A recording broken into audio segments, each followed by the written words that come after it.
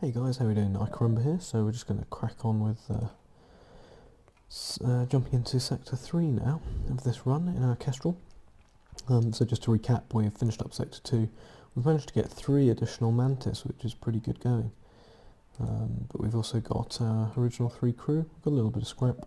We've not done a lot about weapons, although we have upgraded our shields and engines, so that's not too bad. We'll check out the next sector. We've got Zoltan homeworlds and the civilian sector, which is interesting. Just trying to think between those, really.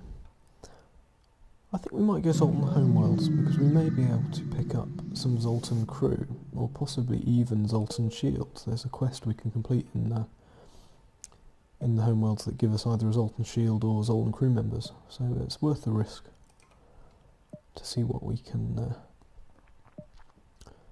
get out of it.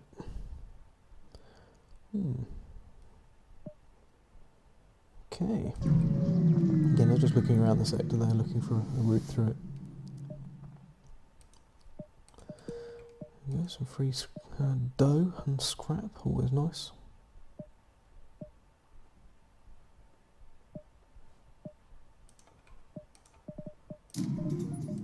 So I'm just going to upgrade my medbay and dip down into this nebula, because it's not a nebula sector, it's just nebula within a normal sector. It'll actually half the speed of the Revel Advance, so that is pretty worthwhile. So let's hope our shields are up to scratch. These will actually fire close enough together to almost sync up, so you do have to be a bit careful, and that they don't take your shields down, then you take a load of hits off of the burst laser. You see now they're actually further out of sync, which is good.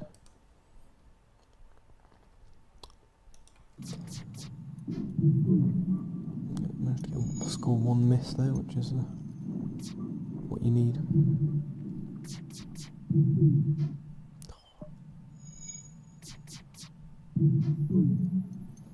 Again, another miss. This is all just training up my pilot and engines guy, which is handy. I'm scoring too many misses here, so I'm actually just going to do some damage the old-fashioned way with the missile. The reason I did that was, I was trying my luck enough really with those with the misses I had already, and I made the classic mistake there of leaving my missile on auto fire, which wasn't actually what I meant to do. And you can see what's happened here is it's powered down weapons because it has Zoltan crew on this ship. As they move around to repair things, it will power up and power down systems. If you're cleverer than me, you can probably work out how to make them power down systems that you want to suppress. But it's easy just to damage the ship and... Oh, we've got an iron storm and not a lot of chance to avoid it.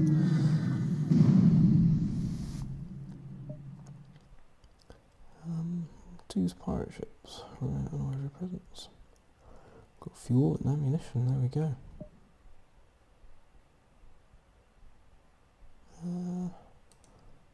See if we can get some fuel. So it's a rock ship. It's got his missile up.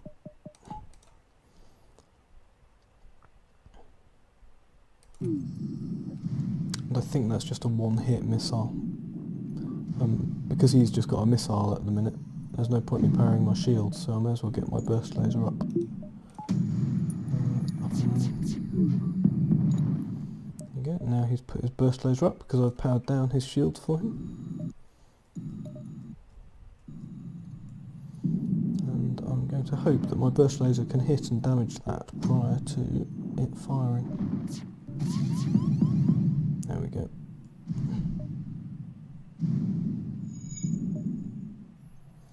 So what you do, you'll find in iron storms is you damage one particular system, the other system will power back up because they reallocate the power bars to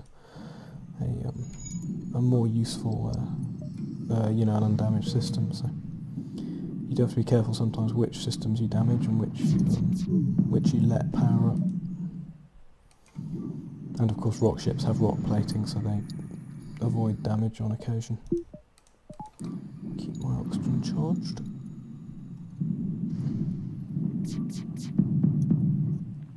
So whilst he's got his weapons suppressed, I'm just keeping that Artemis charged and ready to go in case I need to suddenly disable a system to prevent damage or whatever. I've still got 16 missiles, so you know I'm kind of happy to spend them at this stage.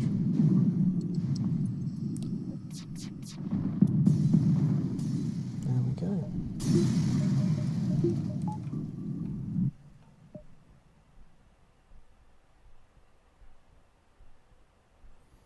Yeah, 1 fuel.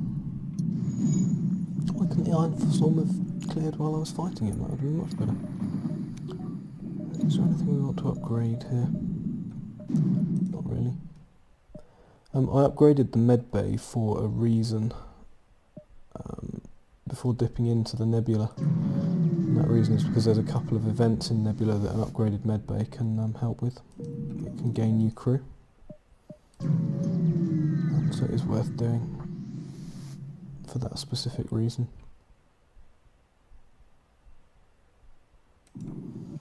Okay, so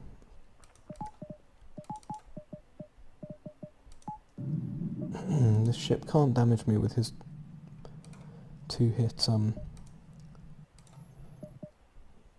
take auto fire off there. He can't damage me with his 2-hit heavy laser. We'll see what the bomb does, because if that hits shields that could cause us problems. That's good.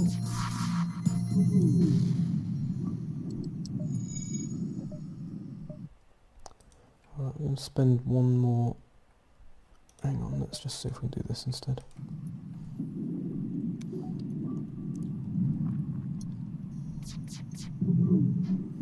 Probability is a funny thing. Obviously, you can't assume that because you've missed a couple of times that a ship has high dodge. But if you do fire your first volley and like everything misses, it could be bad luck, but it is an indicator that the ship has high dodge and has powerful engines.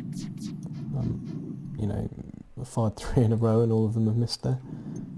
My missile missed, so we probably are dealing with something that's got relatively high dodge.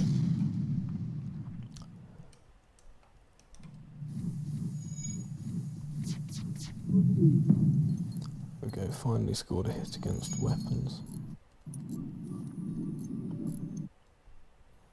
I'm just going to try one more. There we go.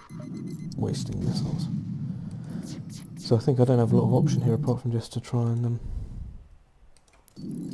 wear this guy down, really. It's just a case of it having to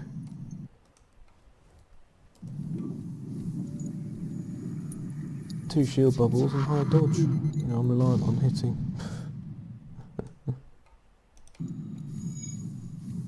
Hitting it 3 times in a row.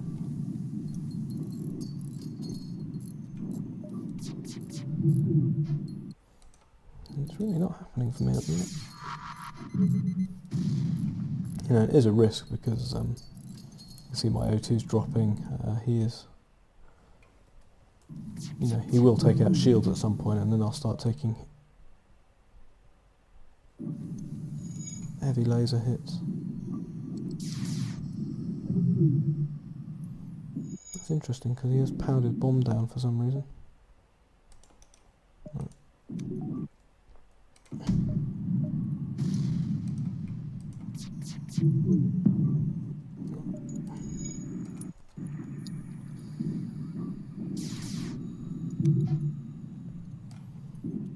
Again, there you can see it's quite useful training because I am slowly upskilling my pilot and engines guy here with all these fights where you know every one of those misses counts. Nope, that's not a good enough offer.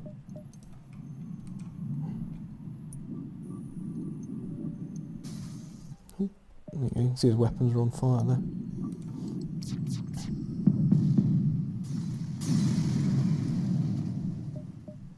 Got 3 fuel out of it, it's worth having. What have we got there? Pulsar and electromagnetic forces, just seeing if there's a way around that. There is. My least favourite event, that it does just seem to be very good at damaging your ship. Ooh. Engie with burst lasers, ions and all sorts here. So it's a pretty powerful ship to be fighting against. My Artemis is going to basically be useless. Its charge ion is probably going to take my shields down, unless I can start doing things like that.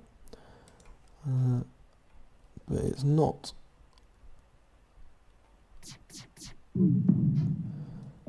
not great, that, so I'm really going to have to be quite careful and accept that I probably will take some damage. Okay. I was explaining on one of my other videos that when a ship is fielding a lot of stuff, you know, he's got 4 power on weapons, 3 power on drones. They only have a certain total amount of points to allocate across a ship with the way it randomly builds them. So when a ship has got a lot of offensive power early on, you can kind of be sure that they won't have too much in the way of engines and dodge, because, you know, those points have come from somewhere. You know, that's why you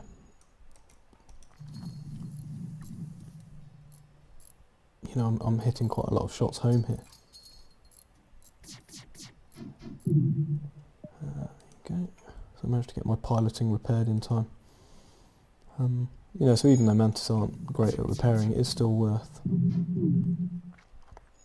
sending them along to give a helping hand, rather than, you know, getting one of the guys from the back of the ship. They probably wouldn't even have made it there in time.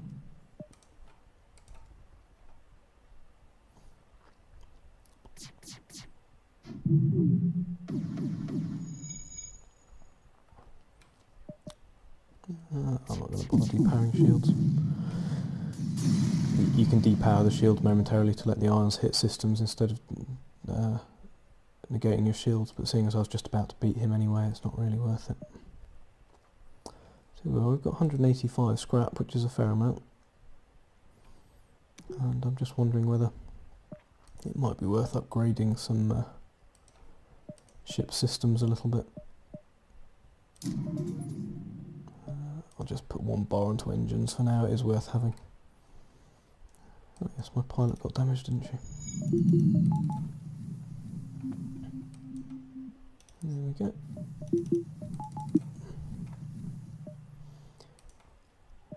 Off to the distress beacon. Oh, well, free stuff.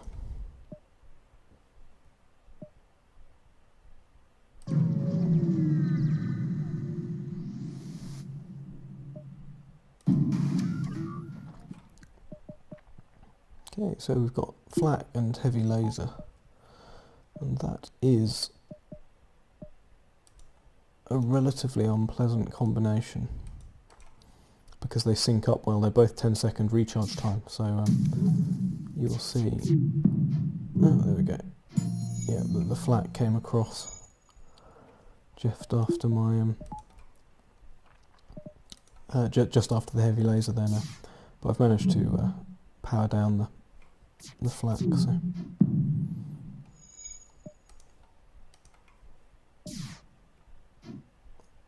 again I can be fairly happy that I won't take damage for a moment. Okay.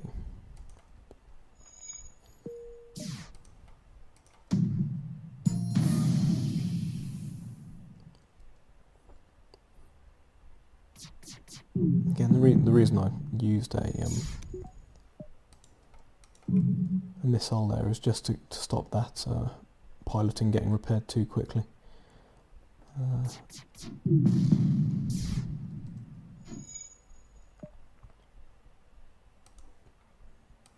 Because obviously as long as piloting stays down, it keeps their evasion low, well, 0. Oh, caused them some problems there. No, I've got enough fuel that I don't need that as a surrender. Okay, got the same amount of fuel and a bit more scrap, so that's worth having. And there we go, and here's our stores. So I'll visit this store and see what we can buy. We've got an offer of a teleporter, reconstructive teleport. Got some fairly decent crew. And drone control. Lots of useful things. Now I've still got that anti-personnel drone that I didn't sell earlier. So, no weapons for sale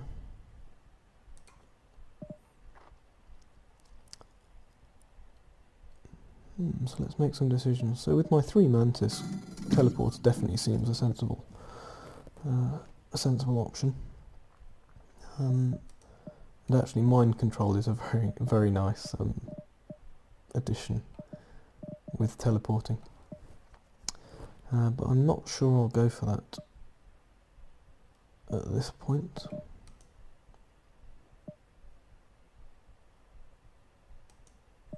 And I'm just wondering whether drone control is going to be a worthwhile addition or not.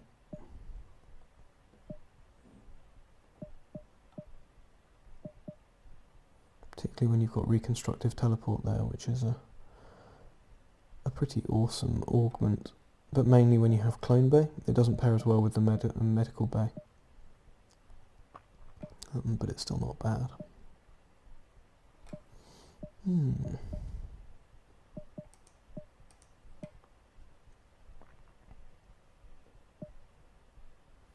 If that had a defense drone with it, I'd probably buy it. But it's got a combat drone, which is less useful to me. So I'm thinking I might just upgrade my ship a little bit and save my scrap for ship upgrades, because there's nothing else here that I particularly want. I've got enough crew, 6 crew at this stage. I'm confident I should have 8 by the end of the game. And yeah, I'm not sure about the anti-personnel drone when I've got 3 Mantis crew. I really don't need an anti-personnel droid as well, so I've got plenty of fuel, and I will just buy a few bars of upgrades. So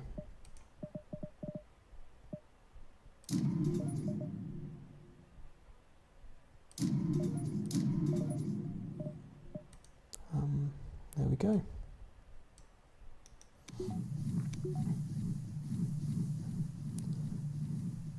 Because I'm going to start boarding, it's worthwhile buying that door upgrade, because I did have manned doors. I'm probably not going to from now on. 3, 4. Not quite sure how many jumps I've got here. Probably 1, 2, potentially 3. So if I make this jump, and then I can make an additional 3rd if needs be, or if not, go straight to the beacon. In fact, that's my only way of doing that, so we'll do it that way.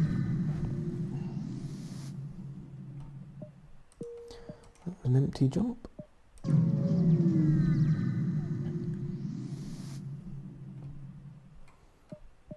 Okay, give them some fuel and we get 39 scrap for that, so that's worth doing. And this is where we need to decide, do we have an additional jump here or not? And I think we do. So I'm going to take the option with the ship. And of course it's a Zoltan ship, so it's got a Zoltan shield.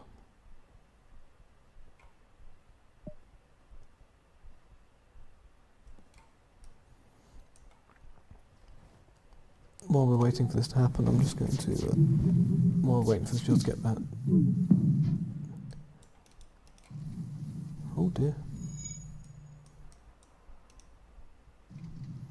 It's caused a bit of a fire.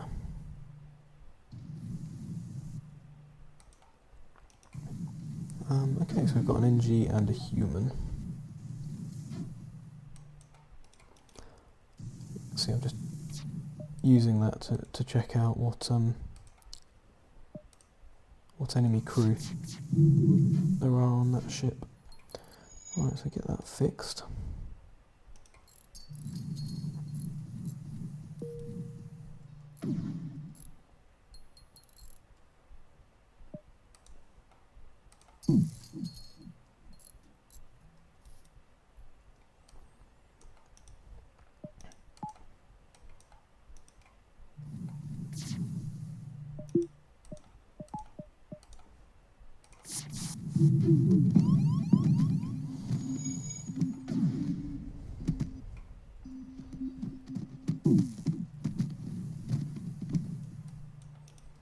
I don't want him there, I want him in here.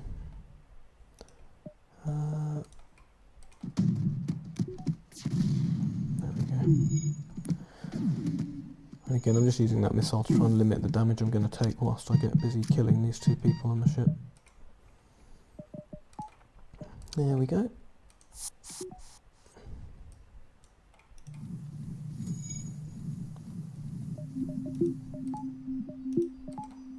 So you can see the benefits we got there just from boarding.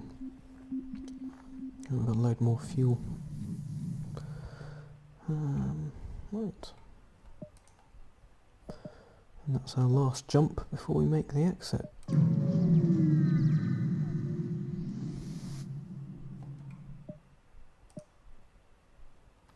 And this is the no-win guilt trip event that I dislike, because there's no way of coming out of it and feeling good about yourself, really. We need to attack the rebels so that we can get some free stuff.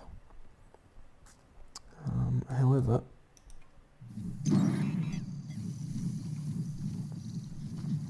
we're not, we're then going to get guilt tripped for that's stupid, wasn't it? Should have had that for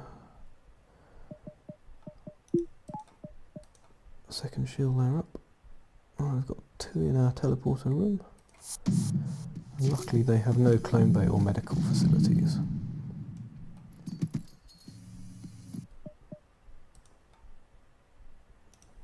They do, however, have a defense drone, which is going to make my life harder by preventing me from taking out those missiles.